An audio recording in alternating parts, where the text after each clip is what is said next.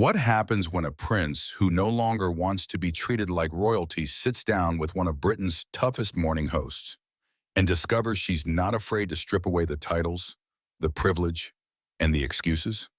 This wasn't the polite sit-down chat that Prince Harry might have expected. What unfolded on The Lorraine Show became one of the most combustible interviews in daytime TV history, a clash of egos and tempers that spiraled so far out of control, producers nearly pulled the plug mid-broadcast.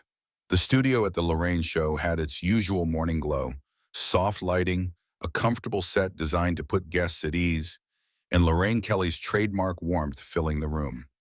The audience applauded politely as Prince Harry strode in, dressed sharply in a tailored suit, his expression stern rather than relaxed. He gave a brief nod to the crowd before settling into the guest chair. Lorraine leaned forward with her familiar smile, determined to start on friendly footing. "Your Royal Highness, welcome," she began, her Scottish lilt smooth and cordial. "It's a real pleasure to have you here with us this morning. How are you feeling?" Harry shifted in his seat, his jaw tight. "I'm fine, Lorraine. Let's just get on with it." The tone was clipped, almost dismissive. Lorraine raised an eyebrow but kept her composure. She was no stranger to difficult interviews, and she knew sometimes the guests arrived defensive. Still, the response was noted. "Well, I know our viewers are eager to hear about what brings you back to the UK," she continued. "Many were surprised to see you here again. Some even wondered why you decided to return when you've spoken so openly about leaving it all behind. So let me ask directly, what's the reason for your visit?"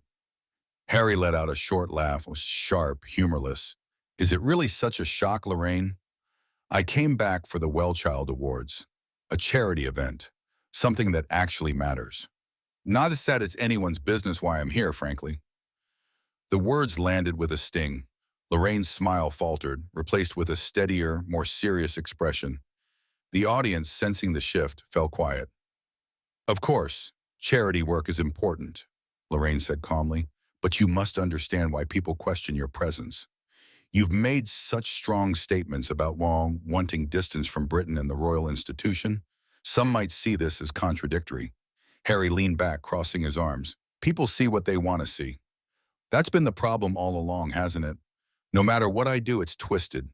I can't breathe in London without someone suggesting it's a betrayal or a contradiction.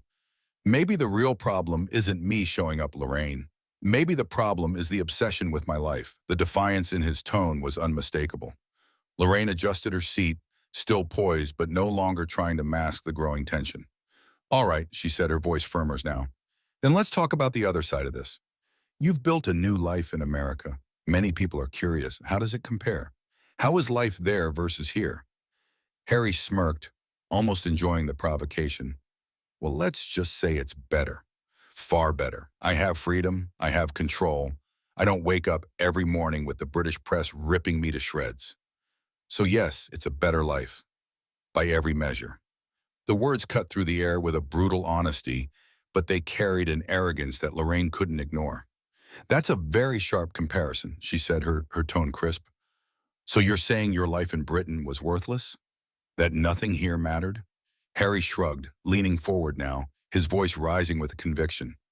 "Did you hear what I just said? I said it's better there, and yes, better than being suffocated here. I'm not going to sugarcoat it.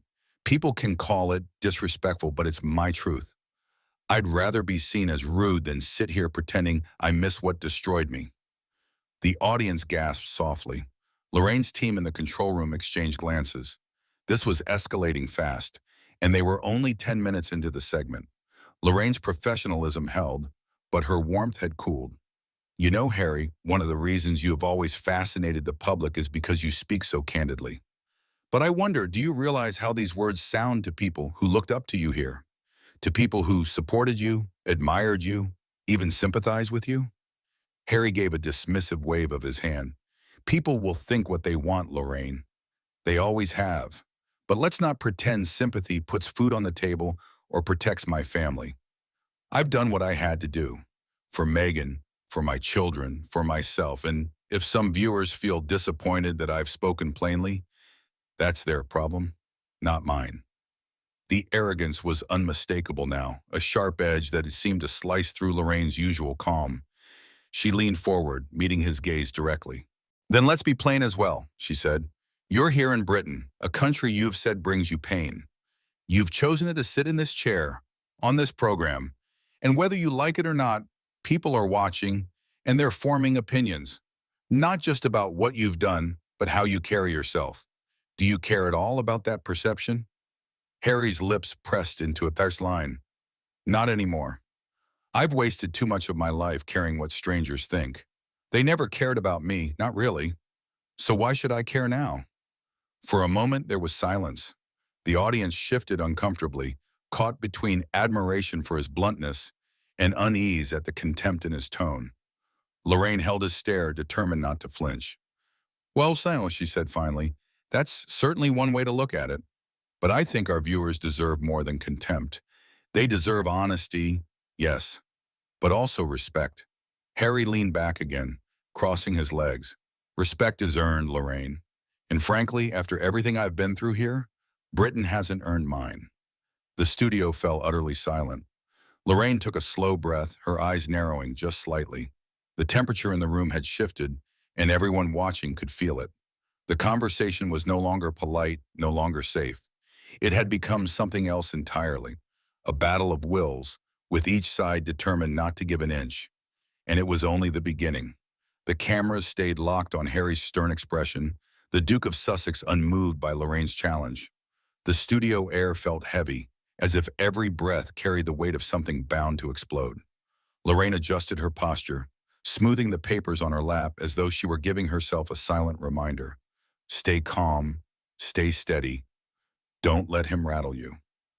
Well then, she said, her voice level, though the Scottish lilt carried a sharper edge now. Since you're here and being so forthright, let's speak plainly about something else. There have been a lot of rumors swirling, Harry. Stories about your marriage. Meghan is in California, you're here in London. People are whispering. Some say there's distance, that perhaps things aren't as perfect as you want the world to believe. Harry's eyes narrowed instantly. He leaned forward, almost bristling. Rumors, he said coldly. That's all they are. And frankly, Lorraine, I'm shocked you'd even bring that up. You, of all people, should know better than to feed into tabloid garbage. Lorraine didn't flinch. With respect, Harry, people are talking about it everywhere. And I think our viewers would want to hear your response directly, not filtered through newspapers or gossip columns. Are the rumors true? Harry's voice rose a notch, his tone filled with disdain. Absolutely not. Meghan and I are fine. We're stronger than ever. And anyone who buys into this nonsense is either willfully ignorant or desperate for drama. It's insulting, really, that I come here to talk about important issues and instead I get asked about made-up fairy tales. The audience exchanged awkward glances. Lorraine pressed her lips together, studying him carefully. Harry, she said softly but firmly, the fact you're so defensive suggests the rumor struck a nerve. Harry shot her a glare that could have cut glass. You don't get to psychoanalyze me on live television, Lorraine. You don't know my life. You don't know my marriage. What you're doing right now isn't journalism. It's character assassination dressed up as curiosity. The temperature in the studio dipped again. Lorraine exhaled slowly, keeping her composure. Then let's shift gears. Your book, Spare, made headlines around the world. You shared very intimate details of your life, your relationships, your grievances. But critics say it didn't sell as strongly as expected after the initial wave. Do you think perhaps the public has lost interest in your version of events? Harry's laugh was hollow, tinged with contempt. Lost interest? No, Lorraine, the truth is people didn't understand it. They weren't ready for it. My story isn't simple. It's layered. It's complicated. And when you're trying to educate the world about trauma and legacy and systems of oppression, well, not everyone's intelligent enough to grasp it. Gasps rippled through the audience. Lorraine tilted her head slightly, her eyes narrowing. So you're suggesting that the reason your book didn't perform as well as expected is because your readers weren't intelligent enough? Harry smirked, his voice dripping with arrogance. If the shoe fits. The audacity of the remark sent a wave of murmurs across the set. Lorraine's patience was wearing thin now, and the mask of morning show warmth began to crumble. She leaned forward, her tone sharp. Harry, do you hear yourself? These are the very people who supported you, who bought your book, who cared enough to listen, and your response is to insult their intelligence? Harry shrugged, unbothered. I'm not here to pander to anyone. I'm here to tell my truth. If some can't handle it or can't understand it, that's their problem, not mine. Lorraine pressed on, unwilling to let him slip away. Let's address the monarchy then. You've spoken endlessly about breaking free, about rejecting the system, and yet so much of your relevance, your platform, your very career is built on that connection. Do you see the contradiction? Harry scoffed. Contradiction. The monarchy is irrelevant to me. I don't wake up thinking about Buckingham Palace. I don't dream about William or Charles. I live my life. I've moved on. What's hard to grasp about that? Yet here you are in Britain, Lorraine said crisply, still talking about it, still profiting from it, still tied to it whether you admit it or not. Harry's jaw clenched. His voice sharpened to a near sneer. You think I need them? I don't. I'm free of that circus. I'm not their puppet anymore. Whatever money or fame people think I have because of the monarchy is irrelevant. I've carved my own path. Lorraine let the silence hang for a moment, her gaze steady. Then she struck. Harry, you're not a prince anymore. You've made that choice, but the way you sit here today, defensive, arrogant, dismissive, it looks less like freedom and more like bitterness. Many believe this behavior stems not from independence, but from envy. Envy of William, envy of Kate. That's what people see. Do you deny that? The studio erupted in murmurs. Harry froze for a fraction of a second, his face tightening. His jaw worked furiously as if he was chewing on words too sharp to spit out. Finally he spoke, his voice low and venomous. That's a cheap shot, Lorraine. Dragging my brother and sister-in-law into this, suggesting I'm jealous? You think you can sit there in your chair and psychoanalyze my life like you know anything about what I've endured? You're out of line, Lorraine sat back, unflinching. Out of line or simply telling you what many already believe. That you've made bitterness your brand, that your attacks on the family you left behind are more about resentment than truth? Harry's face turned crimson. He leaned forward, pointing a finger at her. Don't you dare. Don't you dare reduce everything I've been through to jealousy. Don't you dare speak my brother's name like you know what happened between us. You have no idea, Lorraine. None. And frankly, this interview is becoming a joke. The audience was silent now, the tension thick and suffocating. Lorraine's voice, however, was icy calm. Then perhaps we should end it here, because if this is the only tone you can manage, contempt, hostility, arrogance, then there's nothing more for us to discuss. This is morning television, not a therapy session, and certainly not a platform for you to lash out at anyone who questions you. Harry's eyes blazed. Maybe it's best if you do end it, Lorraine, because I won't sit here and be spoken to like this. Not by you, not by anyone. Lorraine straightened her papers and looked directly into the camera. Then let's call it. This interview is over. Thank you, Prince Harry, for joining us. Harry ripped off his microphone, his movements jerky with rage. He stood abruptly, muttered something inaudible under his breath, and stormed off the set. The audience remained frozen, watching the spectacle unfold live. Lorraine sighed deeply, turning back to the viewers with a strained but professional smile. Well, she said softly. I think that speaks for itself. We'll be right back after the break. The screen cut to commercials, but the moment was already viral. Within minutes, clips were circulating across social media, sparking furious debate. And just like that, a morning interview had become one of the most explosive showdowns in television history. The break should have given everyone time to cool down, but when the cameras came back, the tension was worse than before. Prince Harry had reluctantly returned to his chair after an intense backstage huddle with his team. His jaw was clenched, his cheeks flushed. Lorraine sat across from him, poised as ever, though her eyes betrayed a flicker of steel. Welcome back, Lorraine said, her voice measured, professional. Before the break, things got heated, but I'd like to continue, if you're willing, Harry. Harry crossed his arms and leaned back, his tone dripping with disdain. Fine, but I won't sit here and be ambushed. You want honesty? I'll give it to you. Lorraine gave a polite nod. Good. Let's talk about perception. Many people feel you've built your public identity on tearing down your family, the very institution that gave you your platform. They wonder, without the royal connection, would anyone care about your opinions? Would anyone buy your books or your shows? Harry let out a sharp laugh, shaking his head. There it is again, the same tired narrative, as if I have nothing to offer beyond my last name. Do you realize how insulting that is? I've served my country, I've been in combat zones, I've worked on mental health initiatives, but all you people see is the spare. Lorraine tilted her head. And yet you titled your book Spare. You leaned into the label yourself. That was reclaiming it, Harry snapped, owning the narrative before others twisted it.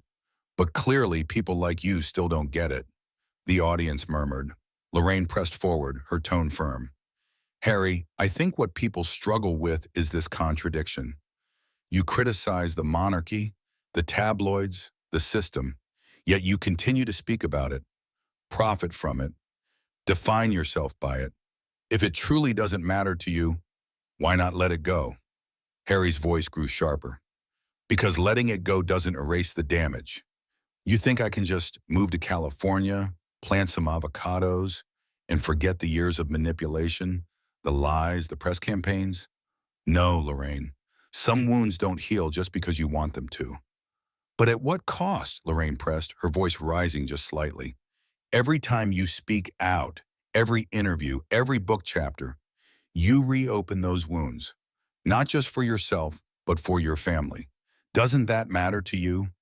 Harry leaned forward, his eyes blazing. Don't lecture me about family. Where was that family when Meghan was suicidal? Where was that family when I begged for support and protection? They left us to fend for ourselves. So don't you dare stand there and ask me to worry about their feelings when they never gave a damn about ours. The air went heavy. Lorraine didn't blink. Harry, nobody is dismissing the pain you've described. But the way you speak, the arrogance, the dismissal of anyone who questions you, it alienates people. You don't just sound wounded. You sound bitter. Bitter? Harry repeated, his voice rising. I'm not bitter. I'm realistic. I've seen the truth of that institution. I've seen how it chews people up and spits them out. If telling the truth makes me sound bitter, then so be it. Lorraine folded her hands, her tone unyielding. And yet, some would argue it's not truth you're telling. It's your truth, selective, curated, profitable. Because every time you speak, Harry, it's attached to a book deal, a streaming contract, a stage. Doesn't that make it performance, not truth? Harry slammed a hand against the arm of his chair, the sudden sound making the audience flinch. Enough with the lectures, Lorraine. You sit there on your cushy morning show pretending to care about truth, but all you want is headlines. You're no different from the tabloids you pretend to condemn. The studio went dead quiet. Lorraine's voice cut through the silence like a blade. The difference is, Harry, I don't profit off painting myself as a perpetual victim. I ask questions. You, on the other hand, attack anyone who doesn't bow to your narrative. Harry's mouth twisted into a sneer. You think you're clever, don't you? Sitting there pretending you've got me cornered. But you're just another cog in the same machine I've been fighting my whole life. The only difference is you do it with a smile and a Scottish accent. Gasps rose from the audience. Lorraine didn't flinch. Her voice stayed calm but firm. And you're just another man so consumed by his own anger that he can't see the damage he's causing. To himself, to his family, to his legacy. You're not dismantling the monarchy, Harry. You're dismantling yourself, Harry froze, the words cutting through him like ice. For the first time, he didn't immediately snap back. His jaw tightened, his fists clenched, and his breathing grew heavier. Lorraine leaned in slightly. You want to be seen as free, as strong, as independent. But what I see sitting across from me is someone who still can't let go. Someone trapped, not by his family, not by the monarchy, but by his own rage. The audience held its breath. Harry's lips parted, but no words came out. His face flushed crimson, and his eyes darted toward the cameras, toward the millions watching. And in that moment, the image of the confident Duke cracked. He looked smaller, cornered, and utterly furious. Lorraine, sensing the moment, softened her tone just enough to sting. Harry, you don't need a crown to be a prince. But right now, you're not acting like one at all. Harry shot up from his chair, towering over her. The audience gasped as he ripped off his microphone again, his voice trembling with rage. This is pathetic. You're pathetic, and I don't have to sit here and take this. Producers scrambled off camera, trying to salvage the situation. Lorraine remained seated, her expression unreadable, watching him with a mixture of pity and resolve. Then maybe it's best we pause here, she said calmly, because clearly you're not ready for this conversation. Harry glared at her one final time before storming off set, muttering curses under his breath. The sound of his footsteps echoed through the silent studio. Lorraine turned back to the camera, her professional smile finally cracking into something more somber. Well, she said quietly, I think our viewers can draw their own conclusions. The screen faded to black, but the damage was already done. Social media would feast on this for weeks, and Prince Harry's meltdown had just entered the history books. The cameras kept rolling even as Prince Harry disappeared backstage, his microphone clattering onto the studio floor. The stunned audience whispered among themselves, the tension still thick in the air.